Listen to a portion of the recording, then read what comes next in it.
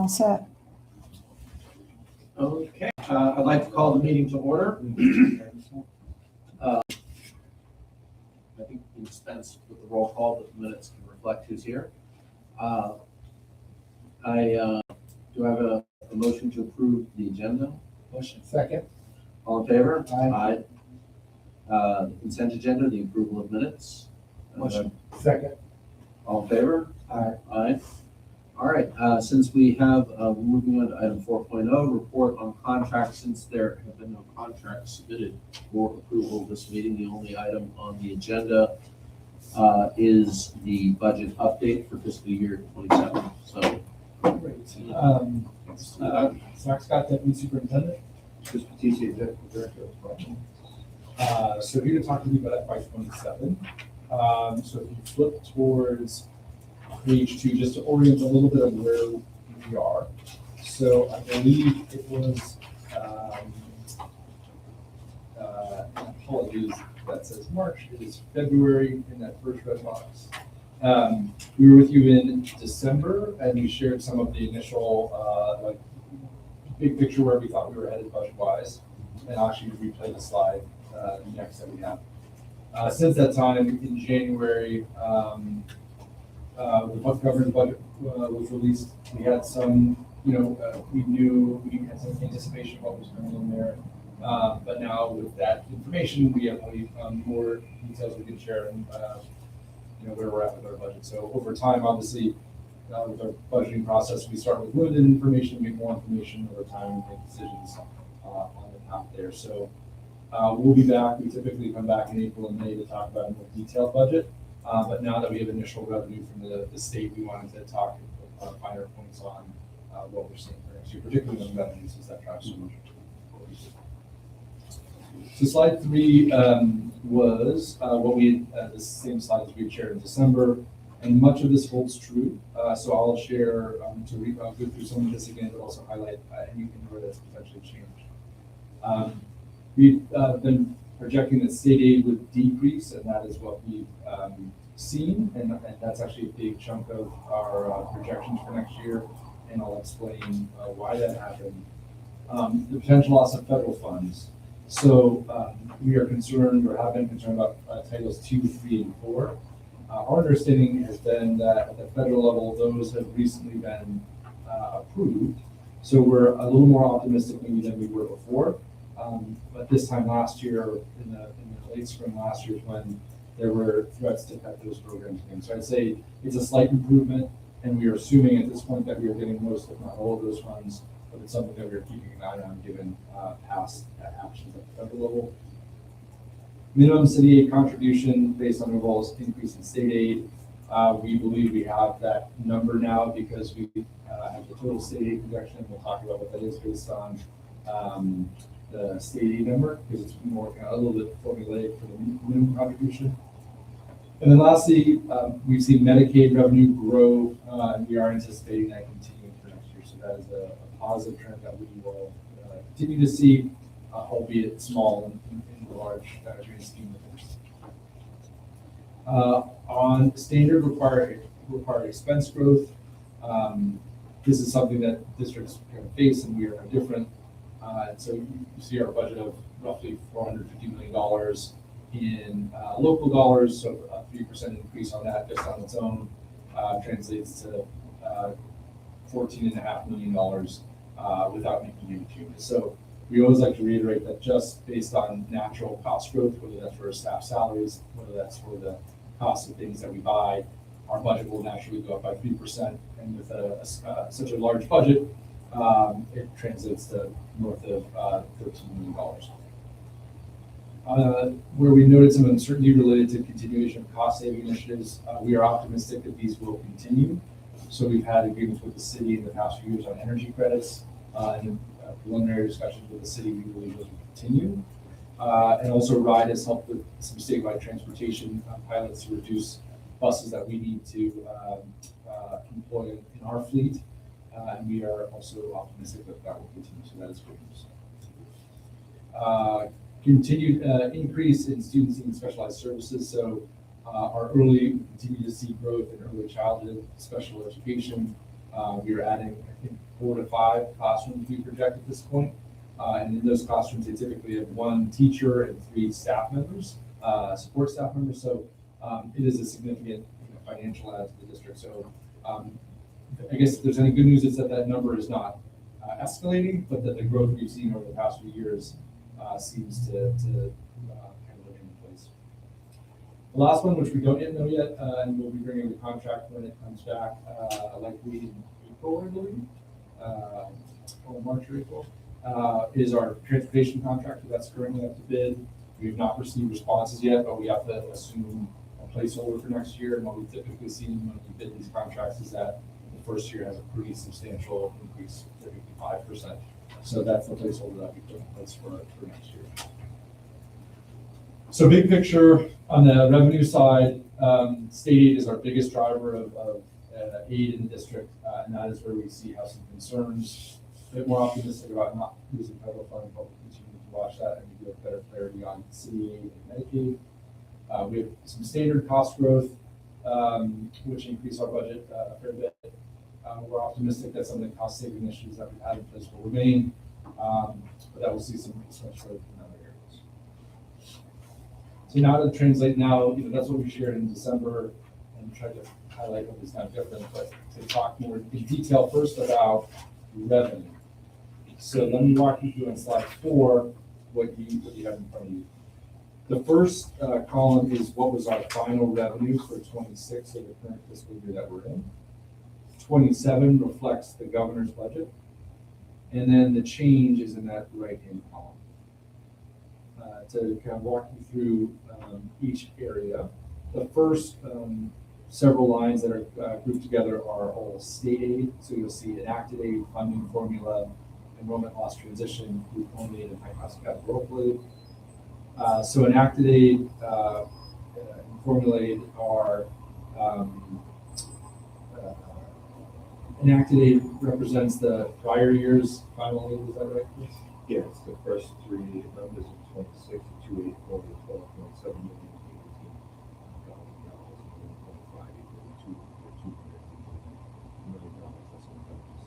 Right. So that if you think of like our the aid that goes to the funding formula is those first 4 lines, and you'll see that the change from last year.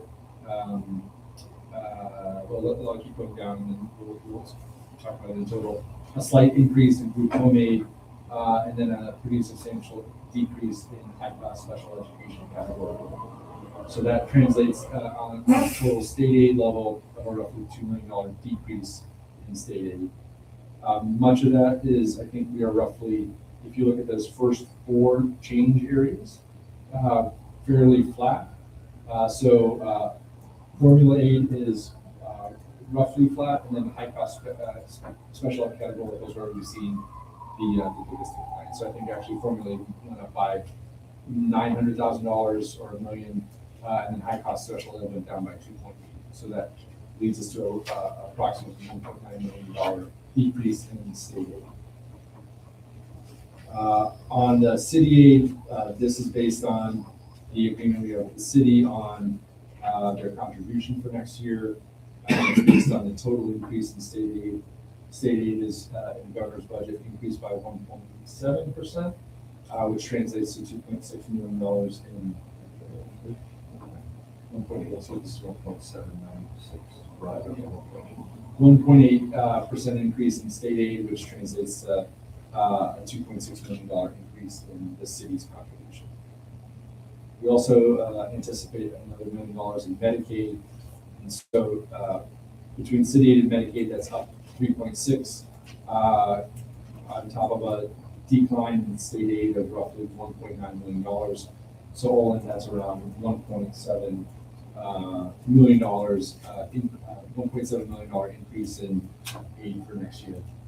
You'll note that there's a transportation offset at the bottom that doesn't totally factor into aid, and that it's an offset for expenses that we have, so it's a little bit of a pass through. So really the number to be looking at would be the $1.9 million decline in state aid, the $3.6 million increase in other aid, including city aid and Medicaid, which nets to a $1.7 million increase projected for aid for next year. Yeah, please. Question. So I noticed that there's a decrease here in the high-cost special ed categorical funding, but we, on the expense estimates, we estimate continued increase in students in specialized services. Yeah, Could you talk me through what the different categories are there and why?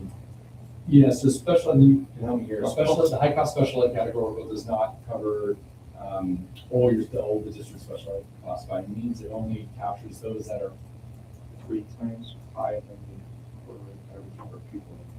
So they look at the average cost to educate a special education student in the state, multiply that by 3, and then any individual student who goes above that, They put that into the pot of how much money they have and distribute that to all the other needs. So we could have an increasing, if I'm hearing you right, we could have an increase from one year to the next in the number of special ed students.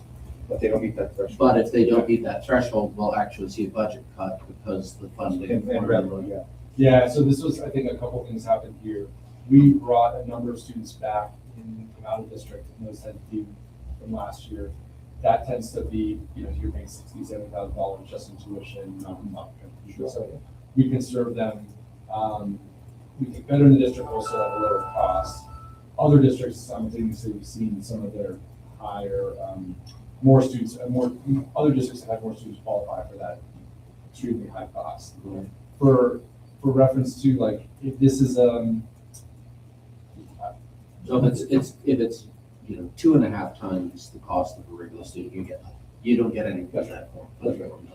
yeah, it's not fully funded, so it's not that if you get anyone over 3, automatically, they just put that in and then it's over. In fairness, I think you have explained this to me before, Well, but it's I think confusing. it's confusing, so I'm asking. One of the again. lessons I think I've learned at least has been, obviously, always important to find funding sources like this. This tends to benefit very small districts because they don't always have the scale to serve students in those settings. So like we get how much of the total state budget we receive,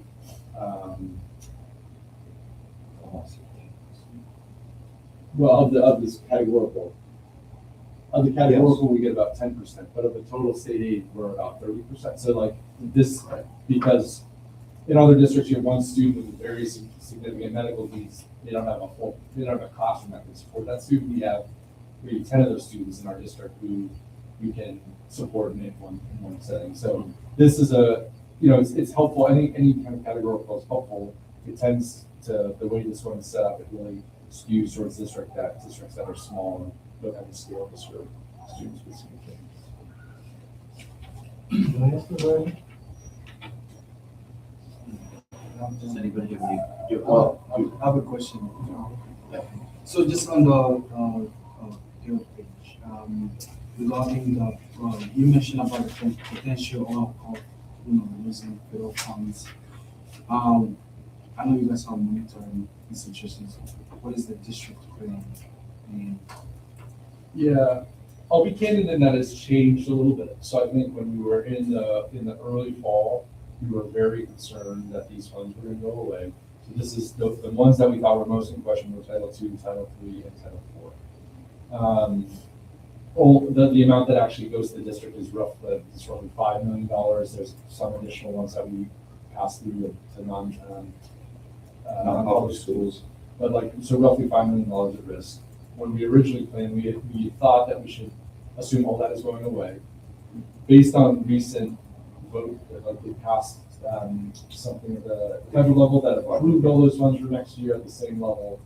I'll be candid, the funding had been approved last year, and then in June and July, we were told it's going away. So I feel comfortable enough assuming we're getting these funds. We're just gonna have to monitor it, and then it just means that things like we have in reserves, we just need to make sure we have enough in a plan. If all those go away, that we can actually balance. Because some of those are in social workers or positions. Yeah, that's supplemental services. Not That that if you find out in June, you actually can't cut if it's too late to cut. So long story short is, I think it's making sure we monitor it and we have reserves should this come to pass that we have to find a bunch of money because the federal government doesn't release this. But what makes us feel better, it was all approved at that level, so hopefully they won't go back. I didn't know about the platform, but we feel development. So, Yeah. so I the other question that you mentioned about the credit energy that the city gave us regarding this year, like how much of total? Yeah, so the city, this can hurt my brain a little bit, but they have a partnership where they generate energy credits, and they don't have enough municipal buildings to use all those credits. So the arrangement that at the start of the intervention, we received those credits at no charge, then we had a disagreement. Then we came to an agreement that said the district will pay you essentially $1.5 million to get $3 million worth of credits. So it's almost like buying, $15 worth of gift cards and getting $30 worth of gift cards for $15. So we can then apply it, lower our energy bills. They get money from us that they otherwise would have to sell these credits on the open market, and they struggle to do that. So it's a win-win, and from what I understand, we get the same level this year. So it won't necessarily, from budget to budget, save us, but it will prevent us from having to add budget. Increase our electrical. I have one last question. Sure. Yeah. So regarding is it regarding the state aid? How much is it like 1.9 million? In the governor's budget, it's a $1.9 million decrease from last year. From this year. From next year. Okay, so is that gonna affect any like district programming and how we plan to cover it? Yeah, so that's actually what I want to walk through next is what drives that state aid number, because it is such a big swing from what we would expect, and then what that means for our budget. I think that's what I'll walk through next. Yeah, I know you last one. This is your No. Yeah. I know you guys have been having a meeting with the city. I think you guys should mention it. I think that the city to increase also the aids as well, because of the truth is, we have declines in enrollments, and it's costing us a lot of money. I think that it would be fair if the city can cover it. Yeah, and we know, I know they're in the midst of their budgeting process, but their departments, we've scheduled time to sit down and go through our budget in detail. I want to make sure we talk to this first, but we'll do it the next thing. I think we'll talk about, obviously there's a minimum contribution, but we want to talk to them about other contributions. Yeah. Thank you.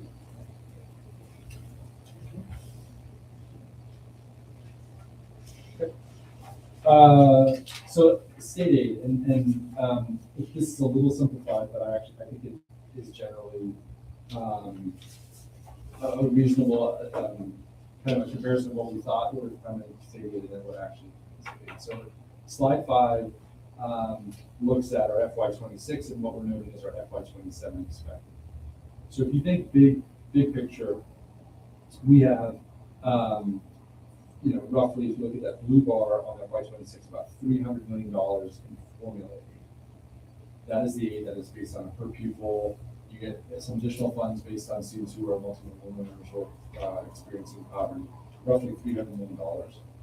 The core, so this is the amount that per pupil went up, was 4%. So every student from this year to next year, each student would come with 4% more. So if you take that on $300 million, that's roughly a $12 million increase. So we would expect formula aid to go up from 300 to roughly 312. Excuse me. Yeah. So we also know we're projected to lose students next year. So we will lose, if we're losing 300 students, every student's about $15,000 when we do the weighted average. That would be about a $4.5 million decrease. So the net impact would be, you see without any enrollment changes, our aid would go up by 12 million. We know we are losing students, so then we reduce that 12 million by 4.5. So I would anticipate our state aid going up by roughly $7.5 million, right? Does that math make sense? So no enrollment change. just the cost, the core per student cost, revenue going up, would increases by 12. You'll lose some students, so you reduce that by 4.5, you get roughly 7.5 million increase from 26 to 27. But that is not what has happened. So if you look at slide 6, two main drivers. So instead of Formula Aid going up by 7.5 million, it's actually gone, it stayed flat. So it's a $900,000 increase, which is 6.6 million less than anticipated. So instead of seeing a 7.5 million increase that we would anticipate, we actually only saw a $900,000.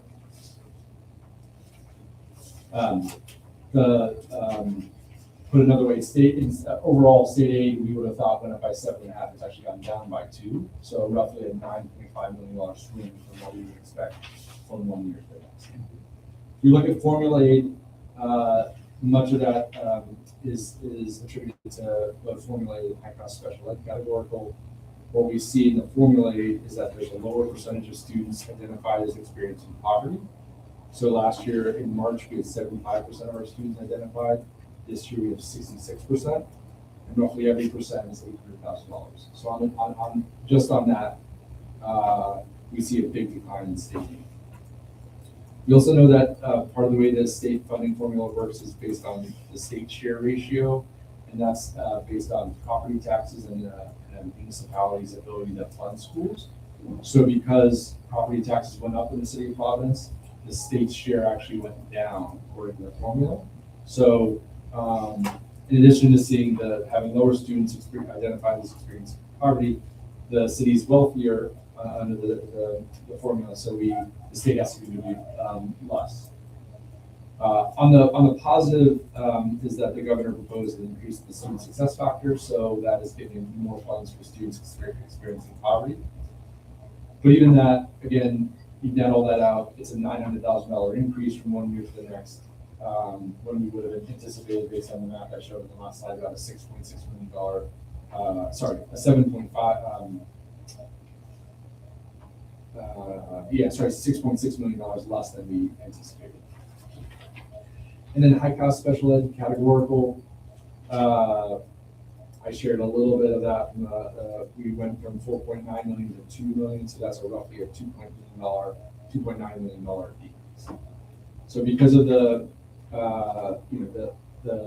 much lower growth in state aid than we would have anticipated, as well as reductions in high cost special ed, our revenue, again, we would have anticipated roughly a $7.5 million increase, and we were looking at what is roughly a $2 million decrease. A couple of things. One, the core, your previous projection assumed that the core per pupil funding would be increasing by 4%. Did it increase by 4%? Yeah, actually, that 4% is what it actually increased by. So per pupil went up by 4%. So it's just these other losses that have. Yeah. The other question is it possible? Like, do we know why do we think the number of students in poverty actually went down, or do we think that people became nervous about answering surveys in the current environment? We almost certainly it's not. I don't think we have 9% like that big of a swing in students experiencing poverty. RIDE has been super helpful, and so these numbers come from DHS. So DHS does a matching process where they match the students and families who are on SNAP, TANF, in foster care, and so it's a little unclear. Like, it could be that there's less people signing up for benefits. It could be something else going on in how they match. So we've been appreciative that RIDE has been kind of pushing and trying to make sure they understand what DHS is, how they're getting those numbers. But this has been a thorn in our side trying to figure out why, because it doesn't really, we don't believe it reflects reality. So some combination of the matching process or less people signing up for benefits. Do you think there's any hope that we can get the state to reconsider that? I mean, I think it'll be telling in March, so they redo our enrollment counts in March, and so we'll see if there's, if they've been able to change it. My understanding, if they wanted to change the mechanism or the numbers, they'd have to, it would require some legislative change, and not just, any one agency changing things. So, again, RIDE has been on this and trying to support, obviously this, it appears this is going on in other districts too, so it's not just a Providence issue, so working to find out what the issue is, but I think we'll hopefully know more in March, but as of now, we're planning as if these are the numbers. I mean, especially, I don't know what that data looks like, but especially if we could say, if it, for example, if the data were to show that like Latino students fell out of poverty much faster than non-Latinos, you know what I mean? Like, that might indicate that people are actually nervous about filling out forms more than the fact that they suddenly all became wealthy, right? Like, I'm sure that there are plenty of data people at RIDE who could parse that out, but I feel like we have an argument to make there. The other thing that I feel like a little bit, because this is something that I didn't quite understand when I first looked at this, but now that you've explained it, I feel frankly a little aggrieved that the state pressuring the city to raise its contribution led the city to raising taxes, which then the state is using to justify lowering the state contribution. So I don't think just it's part of the whole, it's part of the whole formula. Yeah. Yeah. It's just wacky how, if the city gets Yeah. richer, if you will, Right. it lowers that quadratic mean. I also And the think state one issue contributes. too is, I would just say, I don't know if the state pressured as much as there was a lawsuit that adjudicated that the city was not going to make a contribution, but, I would count that as pressure. Why we're getting sued? I would count that as It's pressure. like the one of the things with the funding formula is it says, here's how much the state owes. Right. Here's how much we think the city should owe, but the cities don't actually have to pay that amount, right? So Right. the amount that the funding formula would say that Providence would pay is like way more than they actually pay. So the only thing that adjusts the state aid, it's not like, if this was under the commission's proposal, as I understand it, is like, if we all agree it costs $100 to educate the student, okay, if the share changes, then it's just got it's either the city or the state, but in this case, like, yeah. Correct. I thought I should. Chairman, just, nothing that. So you mentioned, are we paying property in the school building? We're paying property taxes? Oh, sorry, it's not the school district paying taxes, it's the way they measure, I think they measure wealth in a community is the number of property tax. So it looks like Providence got wealthier because there were higher taxes, and that impacts how they calculate the state share. Chairman, so we projected last year, and I might be on the wrong page, I'm so sorry, might have been page before, more of a decline in enrollment, but we're saying this year that due to enrollment not declining as we projected, it actually helps us out a bit. Am I covering that correctly with students? My apologies. I believe there was a projected amount of money, I think it was 7.5 million, due to declining enrollment for students that we were projected to lose. But is it because of this upcoming year, we don't have that current projection of enrollment loss for students? Am I covering that correctly? Let me make sure I got you right. So, the 7.5 was the math of, if we, based on the core going up by 4%, and then based on us projecting to lose 200 students, and when I say us, that's just how RIDE calculates our enrollment. Instead of being up 12, we'd be up 7.5, right? So our state aid, the number, instead of being down 2 million, we'd be up 7.5.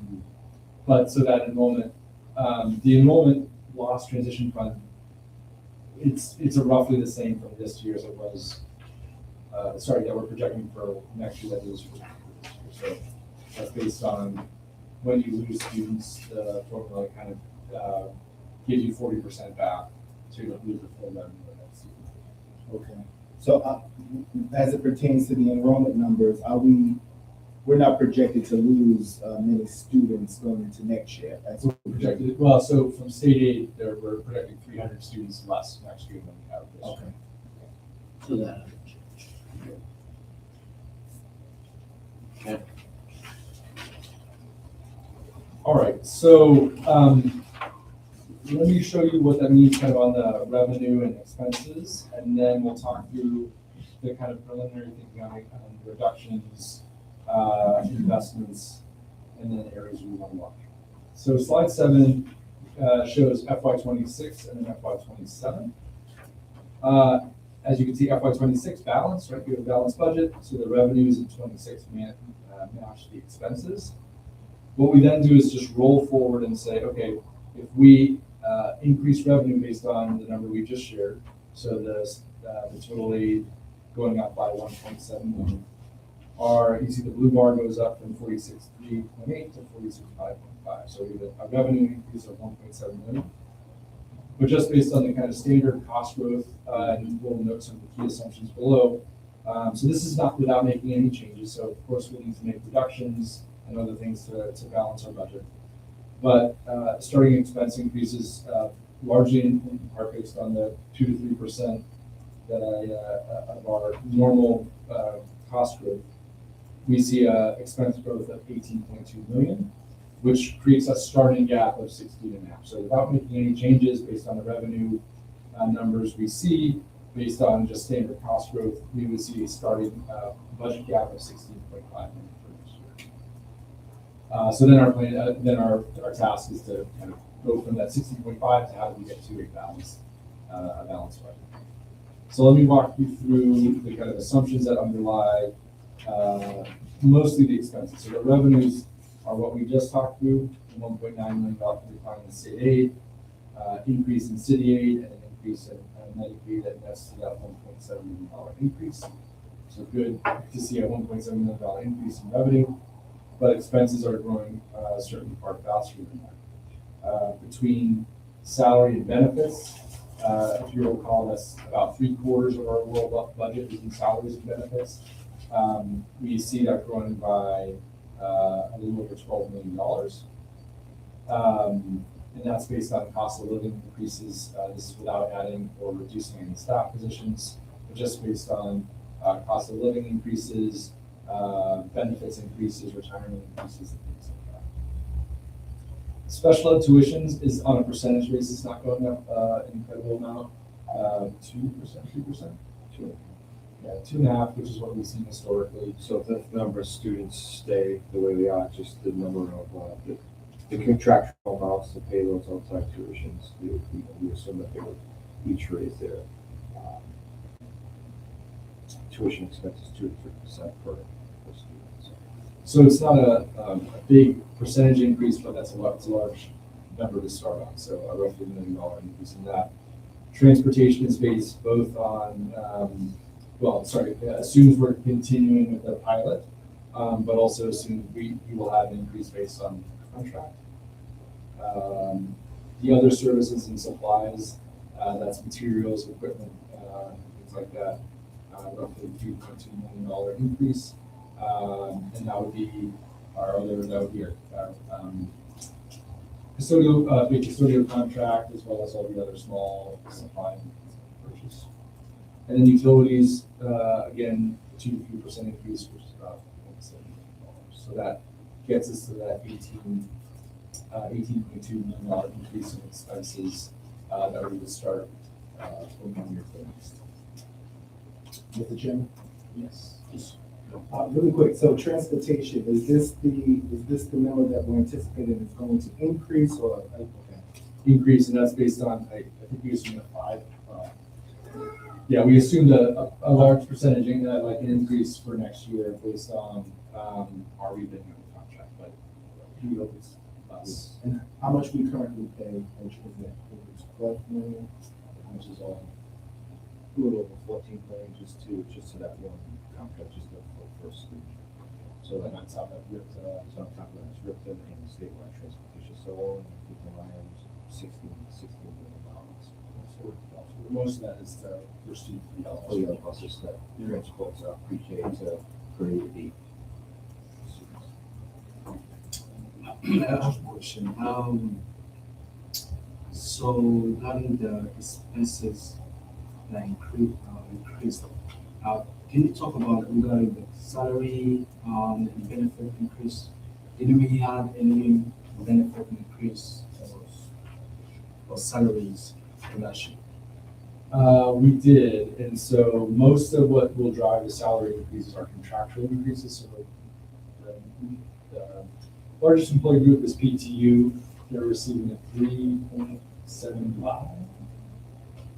3.5. 3.5, so something over the past years that's pretty in line with what other districts have over the life of their contract, so a little over 3% increase. The small groups are 2.7. And the smaller groups are 2.75%.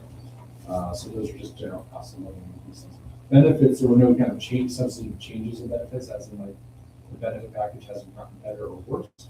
But benefit costs just Keep escalating, and then the retirement rates based on those salary increases gets us to those numbers. So this salary increase is just from PT. no, this is all employees. So the vast majority comes from PTU, but the other large employee groups are PTU, 1033 and 1539. So it's not like bonus, it was just cost of living of like a 2% or 3% increases.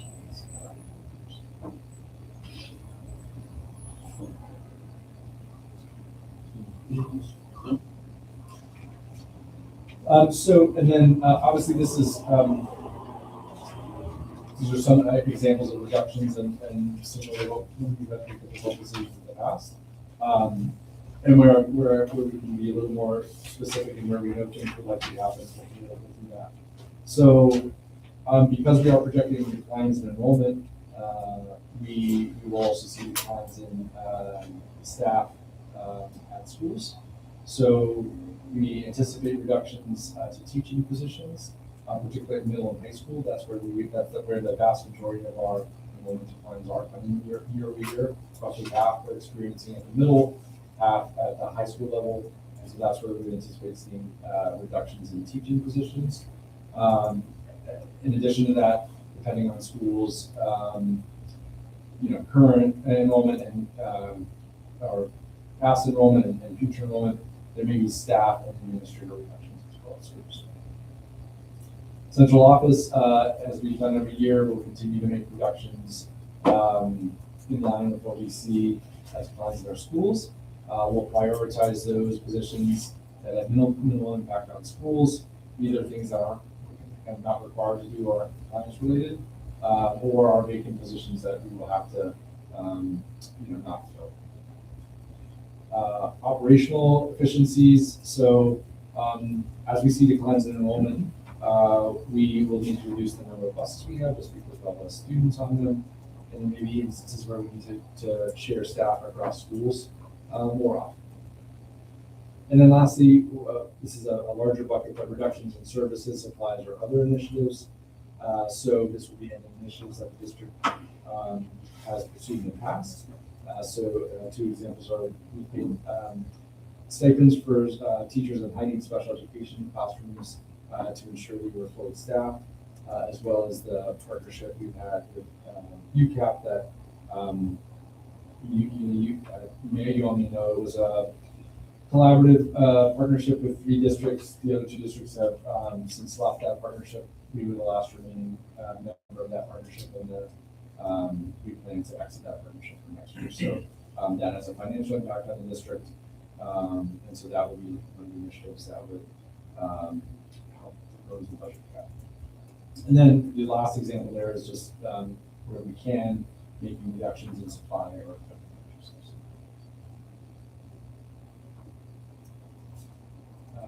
In terms of Just one quick question. So, reductions in teaching positions, particularly in middle and high levels. So I'm presuming that if there's a certain demographic inflow of older students departing, we have too many teachers. We've already reduced the number of teachers at the earlier levels to accommodate smaller increment. Yeah, so, Classes. so much of the smaller cohorts are moving to our middle and high schools, and so our elementary schools tend to be more like, in line with the current enrollment. Where we've seen, I think, the biggest shift we saw this year in middle and high were many fewer sixth graders and ninth graders than we expected. And I think as we shared, we think that has a lot to do with the changes in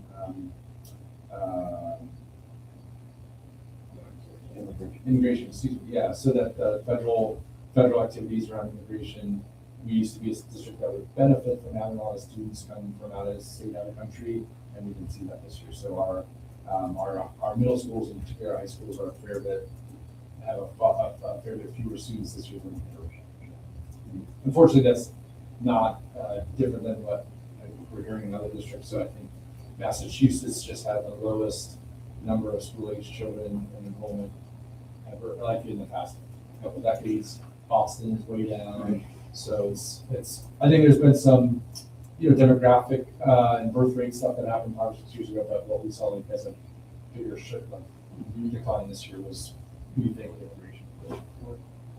Right, so actually, we would need, I'm just trying to get a picture of like with that. So if we typically expect that we're gonna get some students who are past those elementary years entering school, we would normally need more staff in the middle and high school to accommodate that. Okay. And is there any evidence that people who were already here are leaving, or that people are taking the children out of school, or is there any? No, I mean, there's one kind of bit of evidence I would look at is like we get, when students are enrolled in a charter school, they, Providence student, we get billed for the LEA portion of that. We actually see that those numbers have gone down, so it seems that charter schools may not have had as many students this year as they have had in the past, which to me seems that like it wasn't like there was if a school had opened or if there was something else that had done this, but the fact that we're seeing actually lower growth in charters makes it seem like it's a bigger systemic thing than just kind of like some people not know. Chairman, I just wanted to add, I know you mentioned that you might be losing students. I just wanted this more like, advice to the district. So the federal government, they're not taking any refugees from any country except South Africa. And this year, the organization like the Refugee Dream Center, going to be somewhere like 70 refugees from South Africa, and also the Dorcas International Institute. So it's going to be like that every 6 months. So we might see increases in your students as well. Okay. So we already started resettling these families here right in Providence. Just more like a note for you guys. Good job. Thank you. I think the register. Yeah.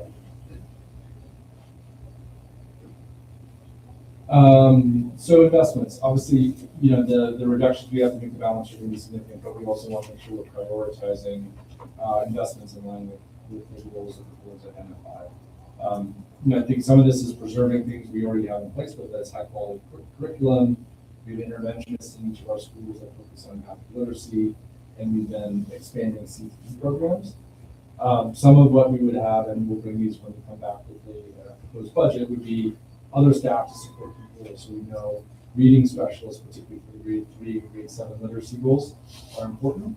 And then there's some curricular materials and licenses that we've seen, I think in particular work at our middle schools, that we're wondering if they could work at math at both grades. So we'll come back with more of those, but I will say, like, as we have to make some difficult reductions, where we can make investments, we'll do so. And that's what support. Last 2 slides, and then I'll wrap. Areas to watch. So I'd say we're like at halftime a little bit in the fall, where we, making a lot of assumptions. We now have better information, so we have state aid from the governor's budget, and we have what we think is the minimum city contribution. But we'll have even better picture of state aid in March when they give our enrollment updates. I will say, as we've been tracking it, we typically have seen enrollment grow over the year. We have not seen that this year. I think if there's any silver lining, we haven't seen a decline.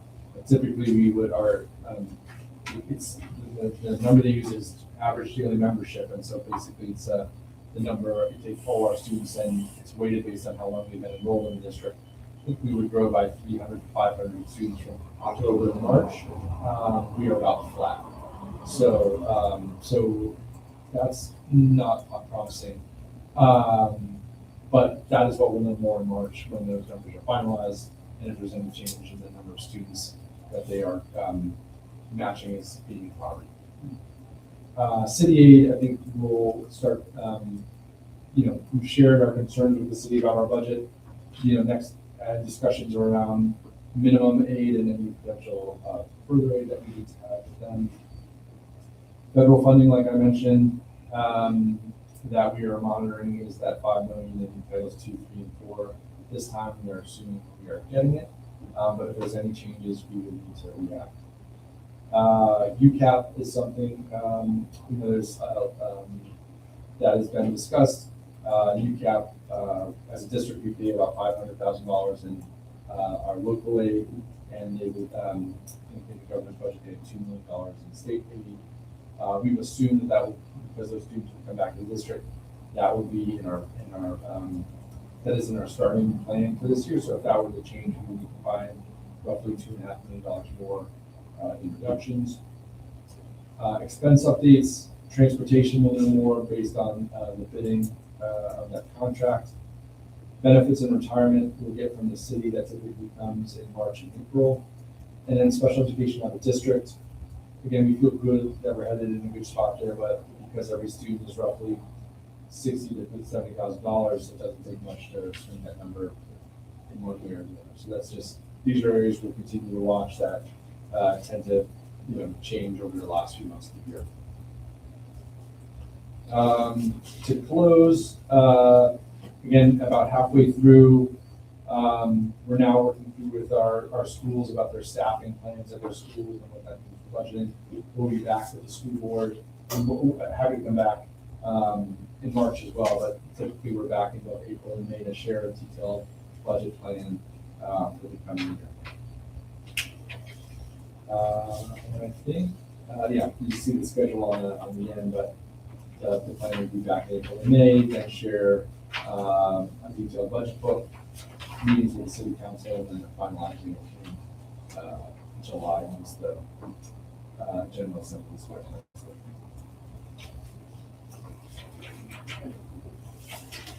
So, any?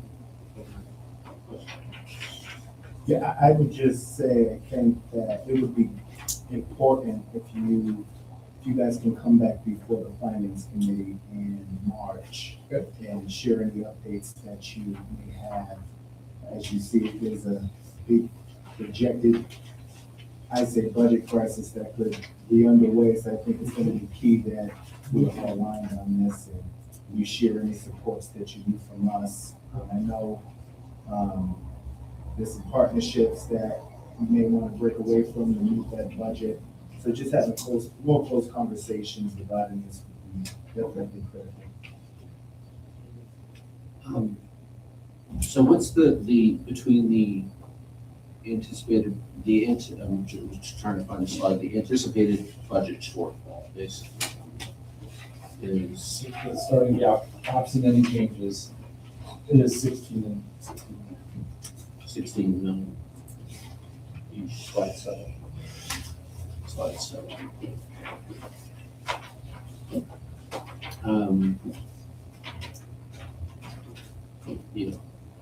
So I know that we, at the end of the last budget year, we had a $4 million savings. Okay, our piggy bank.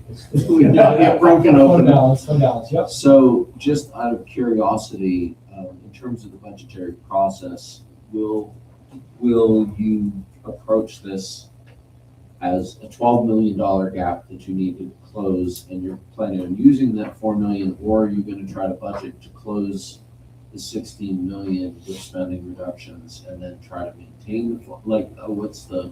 It's, you can, something you spend a lot of time talking about, like, it's probably somewhere in between the 16 and the 12, right? So it's enough that, We don't want to empty the whole piggy bank out, but keep Right. enough just in case there's something goes wrong at the federal level, that we're able to keep those programs that are preserved. We're gonna have to make last minute reductions. We were $5 million short. Yeah, correct, so- because of that. and last year we did something similar because we knew this, we had a sense that state aid would go up Because because, of the enrollment increase between October and March. and so we ended up, assuming, planning that we'd have to use some, but not all, so we could react to, if good news came, we wouldn't have to use any, if bad news came, we would have to use more, so that's what we would probably, shoot for. I'm not super optimistic, I would say, like state aid, from what it appears at the state level, like the funding is challenged there, so I'm not optimistic that there's gonna be some windfall that's gonna happen. So like last year, there was this $4 million swing in revenue that we were planning to finish off in the middle. So I think this year it'd be wise to probably do the same thing, which is have some and use reserves so we don't have to cut deeper, but not using all of our reserves, because if we get one bad break, then we're Yes. In trouble. Yeah. Right, so you don't want to cut so deep, and budget so close that if there is an emergency in fiscal 27, you don't have a piggy bank to go to. Right. One bad boiler and, something else would go wrong.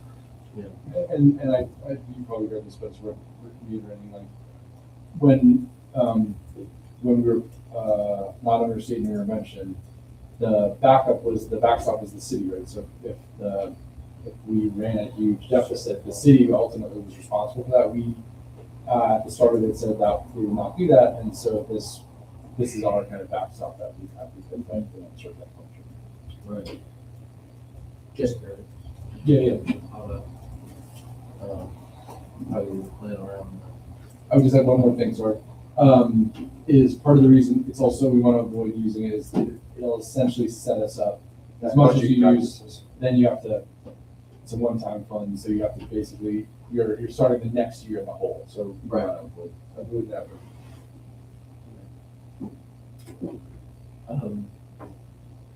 Well, not a lot of good news tonight. For anybody. So, Are we actually planning to fund that reserve fund? Are we planning to fund it or?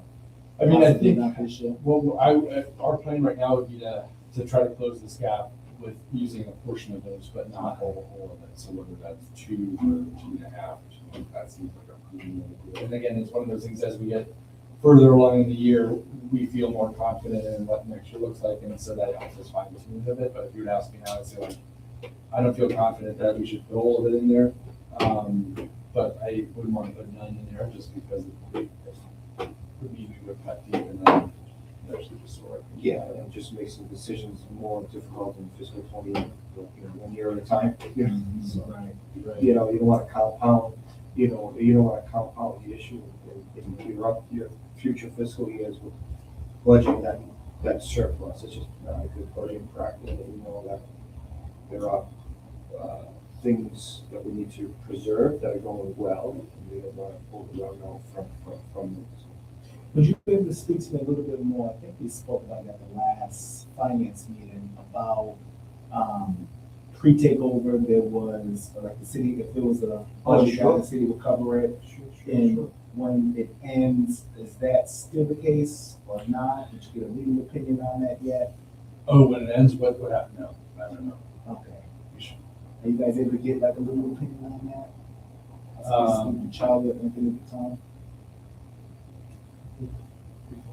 Like, what happens when the state takeover ends? What happens to the fund balance? Does the city take it back? Yes. I bet we could get 2 lawyers who would give us different answers. Depending on who's paying for it, right? But it's a good probably question. do better than that. Probably get 10 words. That's right. 10 opinions. But no, I mean, we should Good get some information. coming up on that time. That's a good point. So, all right, well, thank you very much for this. We'll be seeing you soon. Yeah,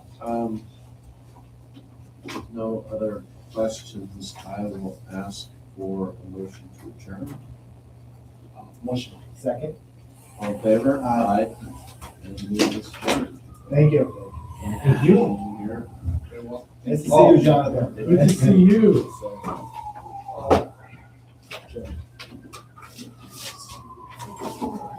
If you could just, anything you report, just the caveats that this is all preliminary. Oh, I'm not gonna write on this. Okay. I was just, sheer curiosity. Okay. Believe it or not, I was talking about your budget today, and then I looked at your agendas of your meetings with us. There you go.